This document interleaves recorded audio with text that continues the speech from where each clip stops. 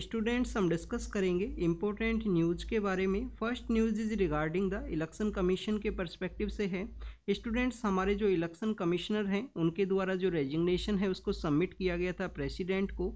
आप देखिए कि जो प्रेसिडेंट मैम है उनके द्वारा जो रेजिग्नेशन है उसको भी यहाँ पे एक्सेप्ट किया गया।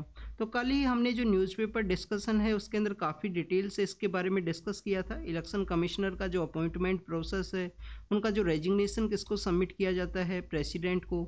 अपॉइंटमेंट भी किसके थ्रू देखने के लिए मिलता है, प्रेसिडेंट के थ्रू ही आपको देखने के लिए मिलेगा, क्योंकि इलेक्शन कमीशन एक कॉन्स्टिट्यूशनल जो बॉडी है, कॉन्स्टिट्यूशनल बॉडी होने की रिगार्डिंग में आप देखिएगा अपॉइंटमेंट जो किया जाता है वो प्रेसिडेंट के थ्रू ही आपको देखने के लिए मिलेगा।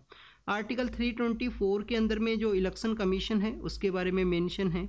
अगर हम बात करें यहाँ पे इलेक्शन कमिश्नर जिनके द्वारा जो रेजिग्नेशन है वो सबमिट किया गया, आप देखिए कि इनका जो टेन्योर का जो 3 to 4 ईयर का जो समय है वो यहाँ पे बचा हुआ था। उसके बाद में भी इनके द्वारा जो रेजिग्नेशन है उसको सबमिट किया गया है। उनके द्वारा बताया गया है कि जो सीईसी हैं, हमारे जो चीफ इलेक्शन कमिश्नर हैं, उनके साथ में उनके कुछ डिफरेंसेस थे, इसी वजह से उनके द्वारा जो रिजाइन है वो किया गया है अपने पोस्ट से। आप देखिए कि हमारे यहाँ पे जो सीईसी हैं, इलेक्शन कमिश्नर हैं, इनको यहाँ पे जो सिक्योरिटी ऑफ टेन्योर है वो प्रोवाइड किया जाता है। अब ये सिक्योरिटी ऑफ टेन्योर क्या है कि 65 और 6 ईयर का जो समय है इनको देखने के लिए मिलता है। इनका जो रिमूवल प्रोसेस है वो काफ़ी ज़्यादा डिफ़िकल्ट प्रोसेस है। आप देखिए कि किसी भी गवर्नमेंट के द्वारा काफ़ी ईजिली वे में इनको जो रिमूव है वो नहीं किया जा सकता है। रिमूवल प्रोसेस को यहाँ पे इक्वल रखा गया है impeachment of the supreme court के जो जज हैं उनके इम्पीचमेंट के इक्वल यहाँ पे रखा गया है। स्टूडेंट्स वो जो न्यू यहाँ पे इलेक्शन कमिश्नर हैं जिनको अपॉइंट किया जाएगा गवर्नमेंट के द्वारा, तो 15 मार्च का जो समय है वो बताया गया है, जिस समय जो सिलेक्शन कमेटी है उसका मीटिंग होगा और उन्हीं के द्वारा जो न्यू इलेक्शन कमिश्नर है उनका अपॉइंटमेंट यहाँ पे देखने के लिए मिलेगा। आप देखिए कि प्रेजेंट समय में 1 यहाँ पे जो सीईसी हैं वही इलेक्शन कमीशन के हेड हैं। हमारे यहाँ पे जो 2 इलेक्शन कमिश्नर्स हैं उनका जो प्रेजेंट पोस्ट है वो यहाँ पे वैकेंट है।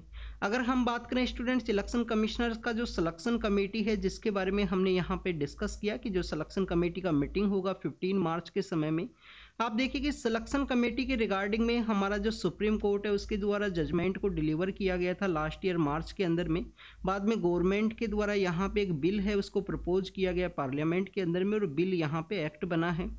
कोई भी बिल है वो एक्ट कब बनता है स्टूडेंट्स, आपको यहाँ पे जानकारी होनी चाहिए आर्टिकल 111 के बारे में, कि प्रेसिडेंट के द्वारा जब बोथ हाउस से वो जो बिल है वो पास होने के बाद में प्रेसिडेंट के द्वारा जब उसको असेंट दिया जाता है तो उस समय जो बिल है वो एक्ट के रूप से एग्जिस्टेंस के अंदर में आता है।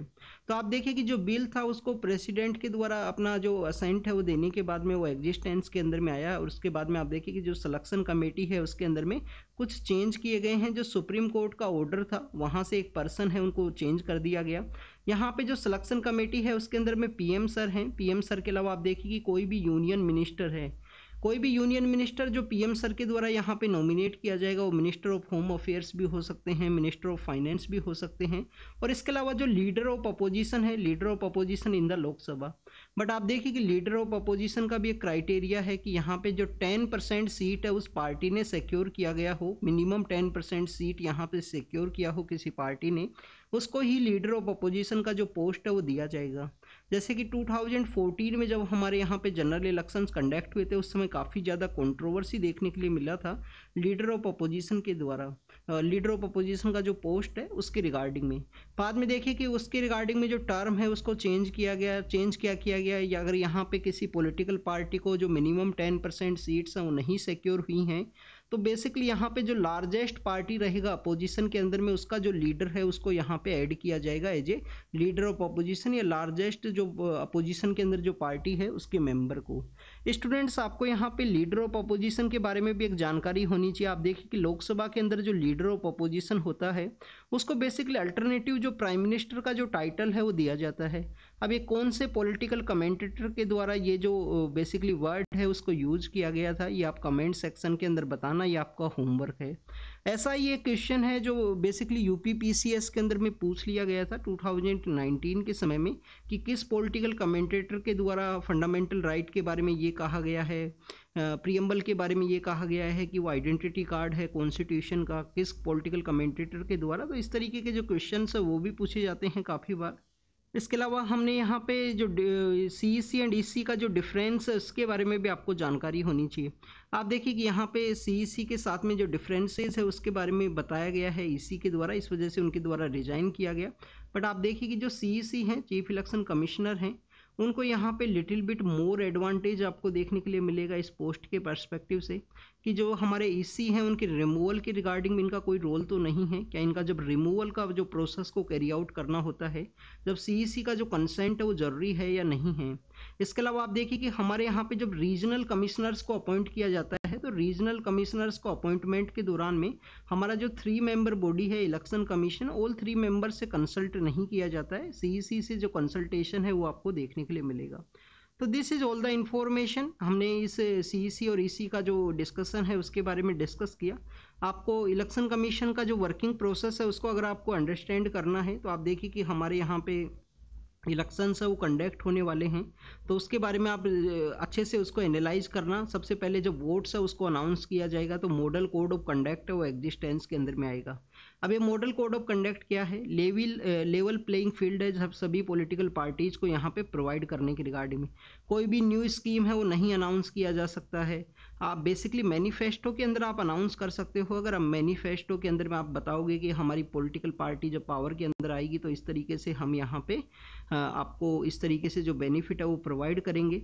बट कभी बार उसको भी यहाँ पे एक जो करप्ट प्रैक्टिस है उसके रिगार्डिंग में जो डिबेट है वो आपको देखने के लिए मिलती है कि जो फ्री बीज है उसका हायर लेवल के ऊपर जो प्रॉमिस है वो नहीं करना चाहिए। कभी कभी ये भी डिबेट आपको देखने के लिए मिलेगा। मेंस के रिगार्डिंग के टॉपिक हैं कि पॉलिटिकल पार्टीज़ के द्वारा मैनिफेस्टो के अंदर में जो बेसिकली डिस्कस किया गया है उसका प्रॉपर इम्प्लीमेंटेशन किया गया है या नहीं किया गया है, उन सभी के रिगार्डिंग में।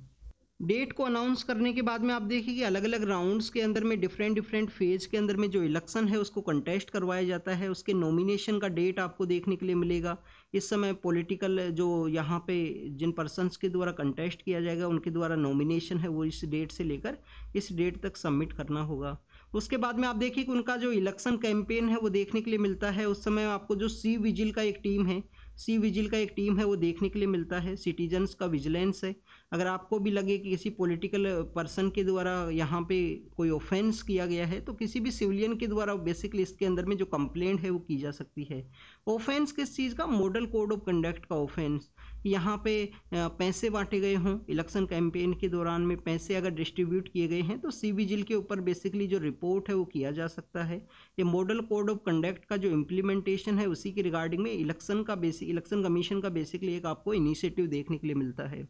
काफ़ी बार आपको जो स्वीप का जो प्रोग्राम है वो भी न्यूज़ के अंदर देखने के लिए मिलेगा। अभी स्वीप प्रोग्राम क्या है? यहाँ पे वोटर्स को जो अवेयरनेस है उसको जनरेट किया जाता है कि आपको वोटिंग करना है। वोटिंग की रिगार्डिंग के जो बेनिफिट्स हैं वो बताए जाते हैं। जो बेसिकली यहाँ पे जो टर्न आउट का जो परसेंटेज है उसको इंक्रीज करना है। वोट कास्ट का जो परसेंटेज है उसको इंक्रीज करने के रिगार्डिंग में अगर आप जब UPSC के एग्ज़ाम को क्लियर करने के बाद में जब आप SDM या DM का जो पोस्ट पे रहोगे तो उस समय में आपके द्वारा भी ये जो इनिशिएटिव्स हैं इनको इम्प्लीमेंट किया जाएगा इलेक्शन से पहले। काफ़ी बार कॉलेज के स्टूडेंट्स हैं उनको अवेयर किया जाता है, स्पेशली यंगर स्टूडेंट्स को, कि उनके द्वारा वोटिंग के अंदर में यहाँ पे पार्टिसिपेट है वो किया जाए। तो this is all the information. उसके बाद में आप देखिए कि इलेक्शन का डे देखने के लिए मिलेगा, वोटिंग होगा वहाँ पे भी किस तरीके का वायलेंस ना होना चाहिए। अगर कहीं पे वायलेंस या बूथ कैप्चरिंग का सिचुएशन क्रिएट होता है तो वहाँ पे रीपोलिंग के रिगार्डिंग में 2-3 जो डेट्स हैं वो रिजर्व के अंदर रखी जाती हैं स्टूडेंट्स। एक मूवी आया था राजकुमार राव का, न्यूटन मूवी के अंदर में हमारा जो इलेक्शन प्रोसेस है उसके बारे में बताया गया था बेसिकली कि हमारा जो नक्सलाइट एरिया है वहाँ पे भी आप देखिए कि बेसिकली जो इलेक्शन कमीशन के द्वारा जो पोलिंग बूथ है वो लगाया जाता है। गिर का जो फॉरेस्ट एरिया है वहाँ पे भी जो पोलिंग बूथ है वो आपको देखने के लिए मिलता है। एक पर्सन की रिगार्डिंग में जो पोलिंग बूथ है वो लगता है गिर के फॉरेस्ट एरिया के अंदर में। अब ये गिर फॉरेस्ट कहाँ पे है स्टूडेंट्स? गिर फॉरेस्ट आपको गुजरात के अंदर देखने के लिए मिलेगा। और आप देखिए कि वहाँ पे एशियाटिक लायंस है, एशियाटिक लायंस का जो पॉपुलेशन है वो आपको देखने के लिए मिलता है। 2018-19 के समय में एशियाटिक लायंस का कुछ डेथ का जो न्यूज़ है वो सामने आया था। आप देखिए कि वहाँ पे एक डिस्टेंबर वायरस है, जो डिस्टेंबर वायरस है उसकी वजह से वहाँ पे जो डेथ है K9 डिस्टेंबर वायरस की वजह से जो डेथ है वो देखने के लिए मिला था उस समय एशियाटिक लायंस का। तो काफ़ी बार डिस्कस किया गया था कि एशियाटिक लाइन्स को वैसा ही जो टोपोग्राफी है, वेजिटेशन है, उन स्टेट्स के अंदर में ट्रांसफ़र किया जाए, पर गुजरात गवर्नमेंट के द्वारा कहा गया कि ये सिंबल है, गुजरात का सिंबल है, एसिटिक लाइंस का जो प्रेजेंस होना जुनागढ़ का जो गिर फॉरेस्ट है वहाँ पे, उनके द्वारा बेसिकली फिर डिनाई कर दिया गया। महाराष्ट्र और राजस्थान जो सेम सिमिलर टोपोग्राफी है वो आपको देखने के लिए मिलता है। नेक्स्ट अगर हम बात करें यूरोपियन जो कंट्रीज हैं उनके साथ में एक फ्री ट्रेड पैक्ट है उसको साइन किया गया है। आप देखिए कि ये बेसिकली हमारे यहाँ पे कुछ यूरोपियन जो फ्री ट्रेड एसोसिएशन के जो कंट्री हैं, 4 यूरोपियन जो कंट्रीज हैं, यूरोपियन फ्री ट्रेड एसोसिएशन की ये कंट्री हैं। अभी यूरोपियन फ्री ट्रेड एसोसिएशन क्या है, ये कुछ कंट्रीज ऐसे हैं जिनके द्वारा यूरोपियन यूनियन से अपने आप को जो सेपरेशन है वो कर लिया गया है। और आप देखिए कि इनके द्वारा बेसिकली यहाँ पे जो फ्री ट्रेड के रिगार्डिंग में जो डिस्कशन है वो देखने के लिए मिलता है। अब ये 4 कौन से कंट्री हैं जिनके साथ में इंडिया ने जो फ्री ट्रेड एग्रीमेंट है उसको यहाँ पे साइन किया है। तो आप देखिए कि 4 कंट्रीज का जो नेम है वो आपको पता होना चाहिए। नॉर्वे है इसके अंदर में, नॉर्वे के अलावा आप देखिए कि स्विट्जरलैंड है, आपको जो स्विट्जरलैंड है वो भी आपको देखने के लिए मिलता है कि स्विट्जरलैंड भी यहाँ पे है। इसके अलावा आप देखिए कि आइसलैंड नाम का जो कंट्री है, जो आइसलैंड नाम का जो कंट्री है वो भी आपको देखने के लिए मिलेगा। और एक आपको यहाँ पे देखने के लिए मिलता है स्टूडेंट्स लीचिटसेन नाम का जो कंट्री है, लीचिटसेन नाम का एक कंट्री है वो भी आपको यहाँ पे देखने के लिए मिलेगा। लीचिटसेन नाम का कंट्री है। तो ऐसे 4 कंट्री हैं जिनके साथ में फ्री ट्रेड एग्रीमेंट को इंडिया के द्वारा साइन किया गया। फ्री ट्रेड एग्रीमेंट में आप देखिए कि इंडिया के द्वारा जो ट्रेड इकोनॉमिक पार्टनरशिप एग्रीमेंट है उसको साइन किया गया है। ट्रेड इकोनॉमिक पार्टनरशिप एग्रीमेंट को लास्ट टाइम इंडिया ने यूनाइटेड अरब अमीरात के साथ में ये जो एग्रीमेंट है उसको साइन किया था। इसका मेन बेनिफिट क्या है, इंडिया के अंदर इन्वेस्टमेंट के बारे में डिस्कस किया गया है कि 1 मिलियन के आसपास जो जॉब हैं उनको क्रिएट किया जाएगा इंडिया के अंदर में। 1 मिलियन जो जॉब हैं वो यहाँ पे क्रिएट होंगी आने वाले 15 ईयर्स के अंदर में। और यहाँ पे बात किया गया कि 100 मिलियन के आसपास इंडिया के अंदर में इन्वेस्टमेंट है वो देखने के लिए मिलेगा इस फ्री ट्रेड एग्रीमेंट का, जो यूरोपियन यूनियन के नहीं है, European union free trade association की 4 ऐसे कंट्री हैं जिन्होंने यूरोपियन कमीशन से अपने आप को सेपरेट किया था। तो फ्री ट्रेड एसोसिएशन के जो 4 कंट्री हैं उनके साथ में हमारा जो फ्री ट्रेड एग्रीमेंट है हमने साइन किया है। नेक्स्ट अगर हम बात करें स्टूडेंट्स कूनो के बारे में है, कूनो कहाँ पे है, मध्य प्रदेश के अंदर है, शिवपुर नाम का जो डिस्ट्रिक्ट है। होमवर्क है आपके लिए, होमवर्क क्या है, क्या जो कूनो नेशनल पार्क जिसको हम चीताज का जो ट्रांसलोकेशन है उसके पर्सपेक्टिव से डिस्कस करते हैं, क्या वो ओनली एकमात्र जो डिस्ट्रिक्ट है, क्या वो शिवपुर नाम का जो डिस्ट्रिक्ट है उसी के अंदर सिचुएटेड है, यहाँ पे जो डिस्ट्रिक्ट्स है उनका संख्या कहीं 2 तो नहीं है, 2 डिस्ट्रिक्ट्स का जो ट्रांस बाउंड्री है उस एरिया के अंदर सिचुएटेड हो, ये आपको रीड करना है, ये आपका होमवर्क है। अगर आपको समय हो तो आप कमेंट सेक्शन के अंदर भी बता देना स्टूडेंट्स इसके बारे में। तो चीता लाए थे, उनका जो नंबर्स हैं वो यहाँ पे इंक्रीज हुए हैं, नए जो बच्चे हैं उनका जन्म हुआ है, चीताज के जो नए बच्चे हैं उनका यहाँ पे जन्म हुआ है, उसी के बारे में बताया गया है।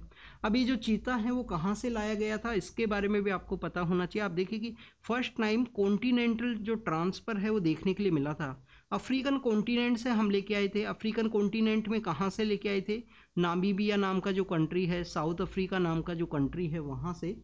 अभी साउथ अफ्रीका के अंदर भी हम कहाँ से लेके आए थे इन चीताज को, तो अगर उसी के बारे में भी हो सकता है कभी क्वेश्चन पूछ लिया जाए। आप देखिए कि स्वालू कालाहारी एक रिजर्व है अफ्रीका के अंदर में, यहाँ पे टी लिखा जाता है, स्वालू कालाहारी, स्वालू ये टी बेसिकली साइलेंट रहेगा। और स्वालू कालाहारी नाम का एक बेसिकली रिजर्व है, वहाँ से इनको बेसिकली लाया गया था इन चीताज को। तो this is all the information related to the cheetahs के बारे में है। अफ्रीकन चीता और एशियन चीता का कुछ डिफरेंस अगर आपको रीड करना है तो हमारे यहाँ पे टेलीग्राम चैनल के ऊपर एक एक्सप्लेन नाम का सीरीज़ है स्टूडेंट्स। एक्सप्लेन सीरीज के अंदर में इनके बारे में मेंशन किया गया है ऑलरेडी, जब इनको लाया गया था 2022 के समय में, तो उसी समय मेरे द्वारा एक वीडियो बनाया गया था, काफ़ी छोटा सा वीडियो है, देख लेना अगर आपको समय मिले तो। इंडिया के अंदर में जो एशियन चीताज हैं वो ओनली ईरान के अंदर में हैं, उन्होंने मना कर दिया था इंडिया को क्योंकि उनके पास भी जो नंबर्स है 40 to 50 हैं। फिर हम अफ्रीका से इन चीता हैं उनको लेके आए क्योंकि इंडिया के अंदर में हंटिंग और पोचिंग का जो एक्टिविटी है उसकी वजह से इनका जो नंबर्स है वो डिक्लाइन हुआ था स्टूडेंट्स। और आप देखिए कि अब प्रेजेंट समय में हमारे यहाँ पे अफ्रीकन चीताज हैं, एशियाटिक चीताज ओनली ईरान के अंदर में है, 40 to 50 उनका जो नंबर्स हैं वो देखने के लिए मिलता है। Next is regarding the gig workers के बारे में है। स्टूडेंट्स, हम प्लेटफॉर्म वर्कर्स के बारे में रीड करते हैं। काफ़ी बार आप देखिए कि आपने जोमेटो का खाना ऑर्डर किया तो वहाँ पे कोई डिलीवरी के लिए आएगा। आपने अमेजन के ऊपर में कुछ ना कुछ ऑर्डर किया है, बुक आपने ऑर्डर की है, कोई ना कोई आपने यहाँ पे बुक के अलावा आप देखिए कि कोई भी सामान आपने ऑर्डर किया है तो कोई ना कोई पर्सन आपको यहाँ पे डिलीवर के लिए आएगा। तो बेसिकली जो इस तरीके से जो आपका जो वर्क है उसको डिलीवर करते हैं, इस कंप्लीटली जो वर्किंग सिस्टम है इसको गिग इकोनॉमी के नाम से हम जानते हैं। प्लेटफॉर्म वर्कर्स या गिग इकोनॉमी के नाम से हम इनको जानते हैं। ऊबर भी आपको देखने के लिए मिलता है। आपको देखिए कि ऊबर भी आपको देखने के लिए मिलेगा जब आपके द्वारा कैब को बुक किया जाता है। ऊबर है, ओला है, इस तरीके के अलग अलग हैं जो आपको देखने के लिए मिलते हैं। तो गिग वर्कर्स के रिगार्डिंग में एक रिपोर्ट है वो सामने आया है, उसमें बताया गया बेसिकली कि जो सोशल सिक्योरिटी है, लैक ऑफ सोशल सिक्योरिटी इनका देखने के लिए मिलता है। मेंटली जो ये आप देखिए कि काफ़ी सारा जो प्रॉब्लम्स है उनके बारे में भी बताया गया। मनी का जो जनरेशन है वो इतना अधिक नहीं है, इतना ज़्यादा नहीं है। आप सपोज कीजिए कि किसी पर्सन के द्वारा एक दिन के अंदर 1000 के आसपास जो पैसा है वो कमाया गया, तो बेसिकली आप देखिए कि जो 350 के आसपास 350 रुपये इनका यहाँ पे डिडक्ट होगा, प्लेटफॉर्म के द्वारा ये जो चार्ज है वो ले दिया जाएगा। तो काफ़ी बार इनके द्वारा स्ट्राइक भी की जाती है कि प्लेटफॉर्म के द्वारा जो चार्ज है उसको इंक्रीज किया गया है काफ़ी ज़्यादा। आप देखिए कि 34% के आसपास जो मनी है वो प्लेटफॉर्म के द्वारा ही चार्ज कर दिया जाता है कि हमने आपको एम्प्लॉयमेंट यहाँ पे जनरेट किया, आप वहाँ पे गए हो, इस तरीके से डिलीवर किया है आपके द्वारा ये। तो ये प्लेटफॉर्म का जो चार्ज है वो आपको देखने के लिए मिलेगा। राजस्थान जो स्टेट है स्टूडेंट्स, राजस्थान जो स्टेट है वहाँ पे बेसिकली इनकी रिगार्डिंग में इनका सोशल सिक्योरिटी प्रोवाइड करने के पर्सपेक्टिव से एक लेजिस्लेशन है वो एग्जिस्टेंस के अंदर में आया था। अगर हम बात करें टोटल इनके मनी के बारे में तो काफ़ी सारे ऐसे भी वर्कर्स हैं जो यहाँ पे 15 आवर्स वर्क करते हैं कंप्लीट डे के अंदर में, और उनको जो टोटल मनी है वो 10 to 20,000 के आसपास देखने के लिए मिलेगा। तो आप देखिए अगर हम वर्किंग आवर्स से कंपेयर करें तो काफ़ी कम मनी है वो जनरेट होता है इनका यहाँ पे। तो this is all the information related to the gig workers के बारे में है। टोटल जो नंबर्स हैं वो काफ़ी हायर हैं गिग वर्किंग के रिगार्डिंग में। काफ़ी सारे एरियाज़ के अंदर में ये जो वर्क है वो आपको देखने के लिए मिलेगा। जल जीवन मिशन के बारे में है। अब हमारे एग्जाम के पर्पज़ से जो इम्पोर्टेंट है उसको हम यहाँ पर डिस्कस करेंगे। गवर्नमेंट के द्वारा प्रॉमिस किया गया है कि 2024 तक हमारा जो रूरल एरिया है, हमारा जो ग्रामीण एरिया है, वहाँ पे जो फंक्शनल जो टैप वाटर है उसको पहुँचाया जाएगा हर एक घर तक। उसको बेसिकली जल जीवन मिशन का जो नाम है वो दिया गया था। 2019 के समय में ये जो इनिशिएटिव है उसको स्टार्ट किया गया था गवर्नमेंट के द्वारा। अगर हम बात करें स्टूडेंट्स, यहाँ पे 2024 टारगेट है रूरल एरिया के अंदर पानी पहुँचाना है। कौन सा मिनिस्ट्री है? हमारा जो मिनिस्ट्री ऑफ जल शक्ति है उसके अंडर में इसको रखा गया है जल जीवन मिशन के बारे में। उन्नाव का जो एक वाटर का जो उसके रिगार्डिंग में जो रिपोर्ट है उसको पब्लिश किया गया है। एग्जाम के पर्पज़ से इम्पोर्टेंट नहीं है। उन्नाव कहाँ है? उत्तर प्रदेश के अंदर आपको उन्नाव देखने के लिए मिलेगा। आप देखिए कि नियर बाई एरियाज़ के अंदर ही सिचुएटेड है। उन्नाव है, कन्नौज है, यहाँ पे एक रामसर साइट भी आपको देखने के लिए मिलता है। जो रामसर साइट काफ़ी ज़्यादा फेमस है स्टूडेंट्स। उत्तर प्रदेश के अंदर कितना रामसर साइट्स हैं? टोटल आपको 10 रामसर साइट्स हैं वो देखने के लिए मिलेगा। आप देखिए अर्लियर फेज के अंदर 75 हुआ करते थे, अब उनका जो नंबर्स है टोटल 80 नंबर्स इंक्रीज हुआ है रामसर साइट का, जो हमारे इंपॉर्टेंट वेटलैंड्स हैं जिनको कंजर्व किया जाता है। नेक्स्ट अगर हम बात करें इलेक्टोरल बॉन्ड के पर्सपेक्टिव से है, एग्जाम के पर्पज़ से क्या इंपॉर्टेंट है। फरवरी के मंथ के समय में सुप्रीम कोर्ट के अंदर एक पेटिशन है वो फाइल हुआ था।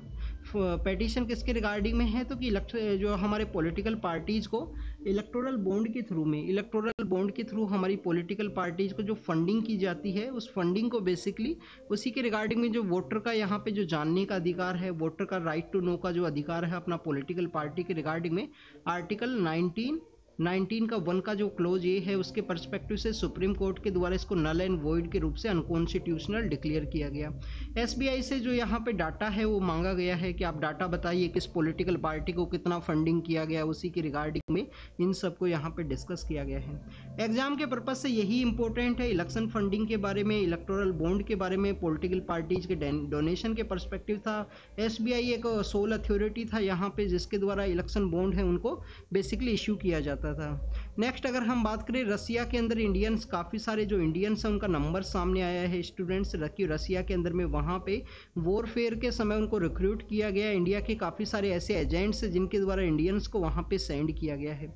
कुछ लोगों का वहाँ पे डेथ भी हुआ था। तो यहाँ पे मिनिस्ट्री ऑफ एक्सटर्नल अफेयर के द्वारा कुछ एजेंट्स हैं, उनको बेसिकली आप देखिए कि उनके अगेंस्ट में जो एक्शंस हैं वो लिए गए हैं। तो उसी के रिगार्डिंग में यहाँ पे डिस्कस किया गया है कि मॉनिटर करने का ज़रूरत है कि किस पर्सन को एजेंट्स के द्वारा कहीं पे भी सेंड कर दिया जाता है। रसिया यूक्रेन के कन्फ्लिक्टेड एरिया के अंदर वो पर्सन है वो वहाँ पे पोस्टेड हैं। तो उसी के बारे में कहा गया है, डिस्कस किया गया है यहाँ पे।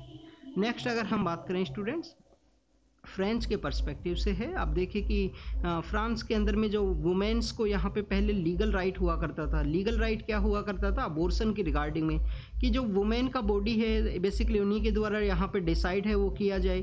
काफ़ी बार अलग अलग कंट्रीज़ के अंदर में आपको जो डिफरेंट बेसिकली जो कानून है वो देखने के लिए मिलते हैं। इसी के रिगार्डिंग में एक अभी कुछ दिन पहले रानी मुखर्जी नाम का जो एक्ट्रेस हैं उनका एक मूवी भी आया था स्टूडेंट्स। उन्होंने एक कंट्री के रिगार्डिंग में बेसिकली डिस्कस किया था कि किस तरीके से वहाँ पे जो अबॉर्शन की जो राइट्स हैं वो नहीं है, वुमेन को अबॉर्शन की राइट्स नहीं हैं, और वहाँ पे बेसिकली जो बच्चा है उसी के जो राइट्स हैं वो मान लिए जाते हैं। तो यहाँ पे फ्रांस के द्वारा क्या किया गया? फ्रांस के द्वारा आप देखिए कि यहाँ पे जो कॉन्स्टिट्यूशनल राइट है वो प्रोवाइड किया है वुमेन्स को, कि उनको कॉन्स्टिट्यूशनल राइट है यहाँ पे अबॉर्शन की रिगार्डिंग में। तो यहाँ पे फ्रांस का जो SDG 5 के रिगार्डिंग में जो डेवलपमेंट हुआ है, सस्टेनेबल डेवलपमेंट गोल नंबर 5, जिसके अंदर जेंडर इक्विटी है उसको प्रमोट करना है, तो उसी के रिगार्डिंग में डिस्कस किया गया है। नेक्स्ट अगर हम बात करें हमारा जो इलेक्शन कैंपेनिंग है उसके स्पेंडिंग के रिगार्डिंग में है। आपको बैकग्राउंड के अंदर में एक वॉइस आ रहा होगा स्टूडेंट, तो आज लिटिल बिट आपको वॉइस है वो रिसीव होगा बैकग्राउंड के अंदर में। यहाँ पे म्यूजिक की वजह से आपको ये जो डिस्टर्बेंस है वो देखने के लिए मिलेगा। इलेक्शन कैंपेन के बारे में है। इलेक्शन कैंपेन के बारे में अगर हम बात करें तो यहाँ पे जो स्पेंडिंग है उसके पर्सपेक्टिव से डिस्कस किया गया है। इन्होंने बेसिकली जो ये आप देखिए कि इनके द्वारा एक पॉलिटी का जो बुक है वो भी लिखा गया है। फॉर्मर ये ऑफिसर हैं, सिविल सर्विस से रिलेटेड हैं, काफ़ी जगह इनके द्वारा पढ़ाया भी जाता है। तो इनके द्वारा बताया गया है कि हमारे यहाँ पे जो स्टेट फंडिंग है वो होना चाहिए, कि जो पॉलिटिकल पार्टी हैं, जो हमारे यहाँ पे जो पॉलिटिकल पार्टी हैं उन्हीं को बेसिकली यहाँ पे जो फंडिंग है वो कर दिया जाए गवर्नमेंट के द्वारा सभी पॉलिटिकल पार्टीज़ को, और उन्हीं के द्वारा जो इलेक्शन है वो कंटेस्ट किया जाए। या हो सकता है कि कैंडिडेट्स जो हैं जिनके द्वारा इलेक्शन लड़ा जाएगा उन सभी को यहाँ पे स्टेट के द्वारा जो फंडिंग की जाए, कि यहाँ पे गवर्नमेंट का फिक्स क्राइटेरिया हो कि उनको 10 लाख है या 5 लाख है जो मिलेगा, उसके रिगार्डिंग उनको इलेक्शन है वो कैंपेनिंग को कैरी आउट करना है। तो यहाँ पे बेसिकली इन्होंने कुछ कमेटीज़ हैं उनके रिकमेंडेशन के बारे में डिस्कस किया है, कि इंद्रजीत गुप्ता कमेटी है, लॉ कमीशन है, उनके द्वारा यहाँ पे उन्हीं के पर्सपेक्टिव से डिस्कस किया गया कि उनके द्वारा यहाँ पे स्टेट फंडिंग है उसके बारे में बताया गया था। स्टूडेंट्स इसके अलावा अगर हम डिस्कस करें यहाँ पे स्टेट फंडिंग के बारे में बताया इन्होंने, बट आप देखिए कि स्टेट फंडिंग है वो पॉसिबल क्यों नहीं है, क्योंकि हमारे यहाँ पे कुछ रीजनल पार्टीज़ हैं वो देखने के लिए मिलेगा। हो सकता है कि फंडिंग को यहाँ पे एक्सेप्ट करने के रिगार्डिंग में कुछ डमी कैंडिडेट हैं, उनके द्वारा भी यहाँ पे इलेक्शन है उसको कंटेस्ट किया जाए। उनके द्वारा यहाँ पे इलेक्शन है वो कंटेस्ट किया गया कि हम भी इलेक्शन कंटेस्ट कर रहे हैं, हमको भी जो मनी है वो स्टेट के द्वारा दिया जाए।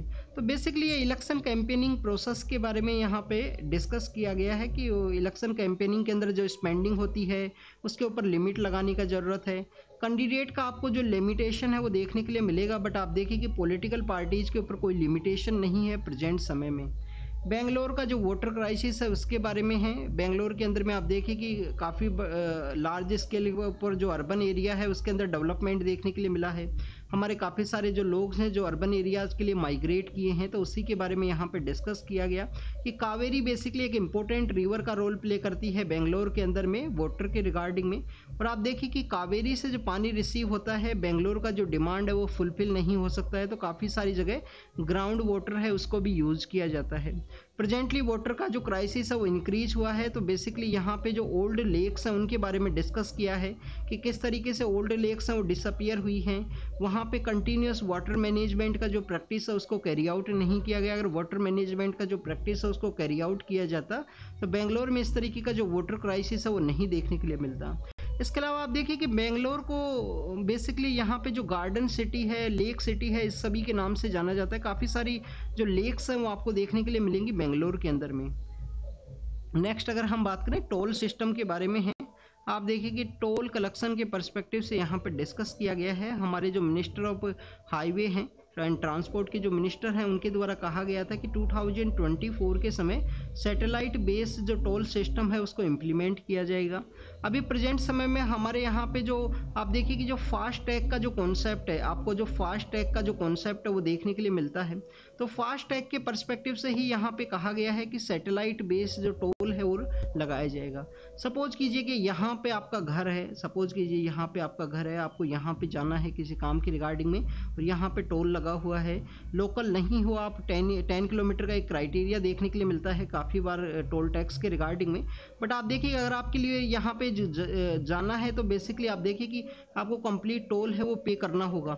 अब यहाँ से आप यहाँ के लिए जाइए या यहाँ के लिए आपको कंप्लीट टोल है उसको पे करना होगा। तो सैटेलाइट बेस टोल सिस्टम क्या है? सैटेलाइट बेस्ड टोल सिस्टम यही है कि हमारे यहाँ पे जो गगन का जो कॉन्सेप्ट है, गगन के थ्रू लिंकेज किया जाएगा। हर एक जो व्हीकल है उसके अंदर में आप देखिए कि यहाँ पे आपको एक जो इस तरीके से जो सिस्टम है वो देखने के लिए मिलेगा।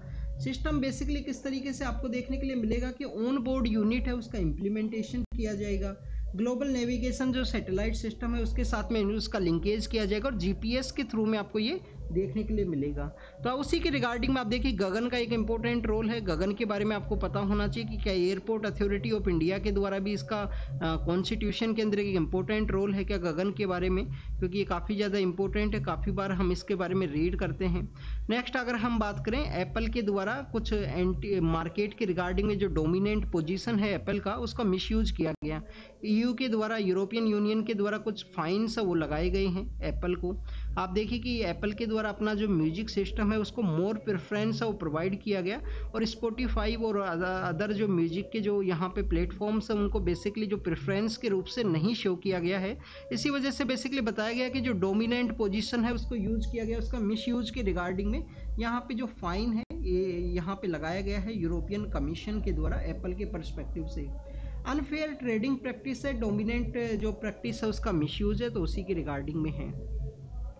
मदिगा जो कम्युनिटी है उसके बारे में है। आंध्र प्रदेश और तेलंगाना के अंदर ये जो कम्युनिटी है वो आपको देखने के लिए मिलती है। हमारे जो सेंट्रल गवर्नमेंट है, हमारे जो पीएम सर है उनके द्वारा इलेक्शन कैंपेन के दौरान में प्रॉमिस किया गया था कि जो हमारा शेड्यूल कास्ट का जो लिस्ट है उसके अंदर भी जो सब कैटेगराइजेशन है उसको किया जाएगा। अभी देखिए कि national commission for scheduled caste है, national commission for scheduled caste है, उसके एक मेंबर्स का अपॉइंटमेंट किया गया है। तो इस कम्युनिटी के जो पर्सन्स हैं उनको यहाँ पे मेंबर के रूप से अपॉइंट किया गया। National commission for scheduled cast क्या है? आर्टिकल 338 के बारे में आपको पता होना चाहिए। आर्टिकल 338 65 कॉन्स्टिट्यूशन अमेंडमेंट एक्ट जिनके थ्रू उनको कॉन्स्टिट्यूशनल स्टेटस है वो दिया गया था। नेक्स्ट अगर हम बात करें स्टूडेंट जीरो फूड चिल्ड्रंस के बारे में है। आप देखिए जीरो फूड चिल्ड्रंस क्या हैं। बेसिकली हमारे यहाँ पे अर्बनाइजेशन आपको देखने के लिए मिलता है, न्यूक्लियराइजेशन आपको देखने के लिए मिलेगा।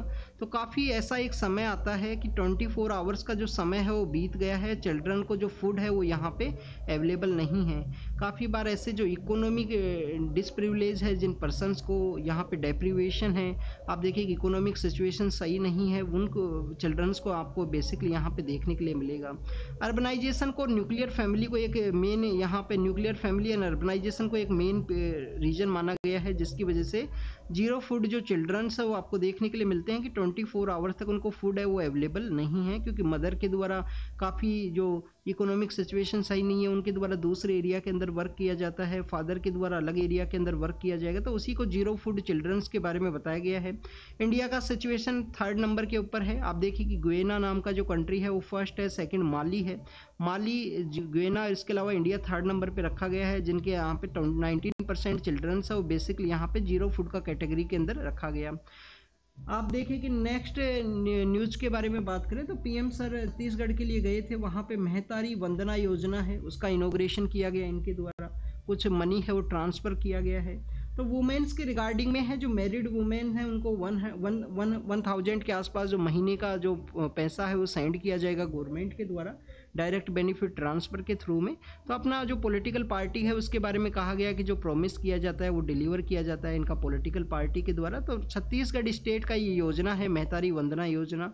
रेल रोको योजना इस रेल रोको प्रोटेस्ट चलाया गया है फार्मर्स के द्वारा। फार्मर्स कंटिन्यूअस प्रोटेस्ट के अंदर में है। एमएसपी के रिगार्डिंग में जो कानून है वो बनाया जाए। गोल्डन लंगूर जो कि एंडेंजर्ड कैटेगरी के अंदर में एबनॉर्मल आपको देखने के लिए मिलते हैं। आप देखिए कि 7000 के आसपास इनका पॉपुलेशन है। आर्बोरियल का मतलब क्या है स्टूडेंट्स, ये जो ट्री है उसी के अबाउ एरिया के अंदर रहेंगे, ट्री से जो नीचे हैं वो नहीं रहा करते हैं। तो गोल्डन लंगूर जो प्राइमेट्स हैं, आप देखिए कि एंडेंजर्ड इनका जो IUCN स्टेटस आपको देखने के लिए मिलेगा। इंडिया के अंदर कहाँ पे पाए जाते हैं? आसाम का जो वेस्टर्न पार्ट है जहाँ पे मानस नेशनल पार्क है उस एरिया के अंदर इनका जो पॉपुलेशन है वो देखने के लिए मिलता है। तो सर्वे के अंदर इनका जो एस्टिमेशन है उसको कैरी आउट किया गया कि 7000 के आसपास इनका पॉपुलेशन है प्रेजेंट समय में। नेक्स्ट अगर हम बात करें हम वर्ल्ड के पर्सपेक्टिव से स्टूडेंट्स, तो आप देखिए कि यहाँ पे बेसिकली रमज़ान के बारे में है। तो रमज़ान का जो मून का जो क्रिसेंट है उसके बारे में बताया गया है। रमज़ान एक बेसिकली एक सैक्रेड मंथ आपको देखने के लिए मिलता है इस्लाम के अकॉर्डिंग में।